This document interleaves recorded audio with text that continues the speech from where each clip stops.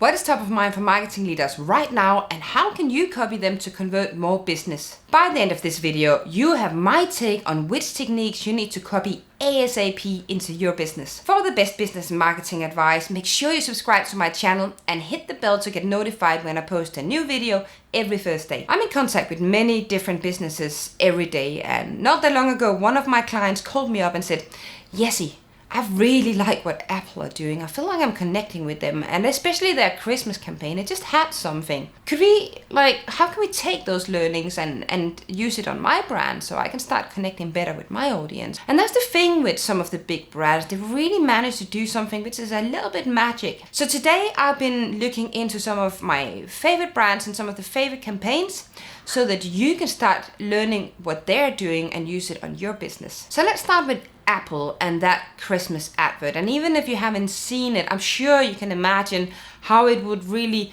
create some sort of emotional feeling in the audience and in the viewer. And that's probably the number one thing that you'll hear me saying over and over again, is that driving an emotional connection between you and your audience that is honest and is real.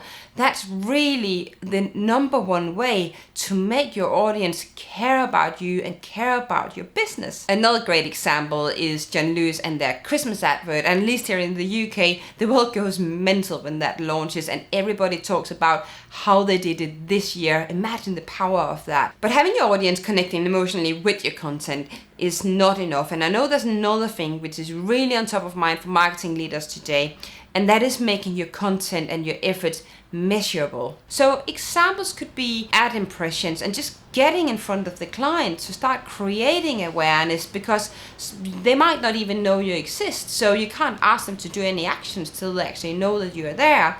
What's really important here is to find out where your audience are and where they're likely to spend time within whatever it is that your brand do. So let's say it's Facebook and you find out your target audience, or it's Google Ads, or whatever it is. You want to find out how you can get as many impressions as possible and get in front of the client so they start building that mental space around knowing that you're even there and they can buy from you. So that'll be the first level. The second level could be spending time with your brand. So that'll be driving them into your platforms. It could be your website, it could be your social networks, it could be other online communities. And then there's the third level. That will be asking them to do a desired action. So obviously buying from you, clicking a banner, or signing up for your email, whatever that looks like. But make sure you kind of set different levels of parameters within that framework. So once you've set your framework and you start getting your content out there, there's great tools that you can utilize super easily. So Facebook and Facebook ads, you get a lot of information about how the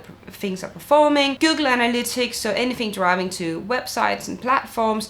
You can set up goals there to see if people are actually taking the desired actions. So there's all of these tools. Wherever you are, make sure that you can actually measure it and get some data and insights out, because that's the only way you can improve on an ongoing and continuous basis what it is that you're doing. Comment with a yes below if you're going to make your marketing efforts more measurable moving forward, or if you're already doing it, do let me know how in the comments below. The third lesson we can learn from the big global organizations are streamlining the content production. And this is a really important point, and I've actually been involved with several of the global organizations who's done in-house advertising agencies and gone through that process. But why do they do it? They do it so they can get more consistent output, they can lower their costs, and they can increase volumes without being dependent on suppliers. So what can the small businesses learn when it comes to streamlining content? Well, I think the most important thing is, when I work with global organizations on these projects, are figuring ways of streamlining it and making it efficient. So have a process in place where you're saying, right, every day of the month or whatever day of the week, you're doing content and you're doing it for these channels, and I want to achieve these different things. And a good way of seeing it is to create themes. So you have content themes that will keep you going and keep your creative juices flowing for a while, so that you get good content out, but you gotta do it in an efficient way. And also find partners that you're working with that allows for this flexibility and this dynamic way of working, but they need to fit into your business model. So that's the way I would do that. So the next point I want to talk to you about is storytelling. And putting stories into a context can make it way easier for your audience to remember. So anything like facts and stats and numbers is often kind of difficult concepts for people to grasp. So that's something I would try and avoid if I was to do a brand campaign. So the way we make people care about our brand is to talk about something they genuinely care about. So ask yourself, what do your audience really care about? But the truth is, they really care about themselves. So make sure to invoke self-interest through your story by talking about customer benefit from their perspective. So moving away from what you provide and what you do to what they get out of it in your messaging. So a good example here are that you might sell the world's greatest running shoes, and instead of telling the world about how great your running shoes are, you can move the focus over to they will now be able to run for longer without getting sore feet. So again, it becomes about them instead of you. So if we take Airbnb as an example, their messaging will center around hospitality, the desire for great local experiences,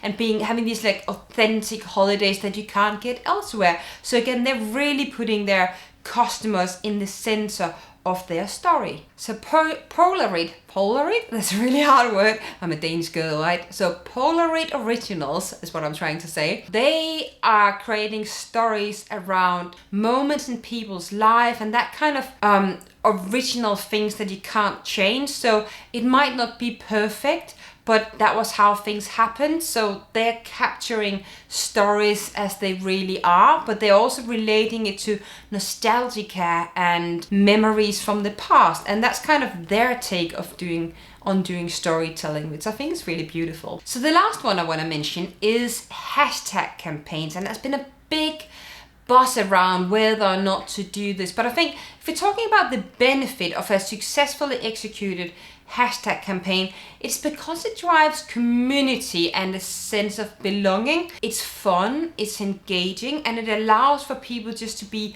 a part of something which is bigger than themselves. And there are many brands that has done this with great success. So let's look into a couple of them. So first of all, obviously we cannot talk hashtag campaigns without talking about Coca Cola's hashtag Share a Coke campaign. And oh my God, the world went nuts when this launched, and you could get your own little name on a Coca Cola bottle, and you could have all these situations where you then shared moments. The amount of people that would bring on the news about pregnancies with like having their own names and then baby or whatever over the Coca Cola. I think that was a really successful take on how you could bring a little bit of quirkiness and fun into something that was bigger than just talking about your brand. So really good take on doing a hashtag campaign. And the other one I want to mention is the ALS or ALS Association, which I really like because it's a non-for-profit charity.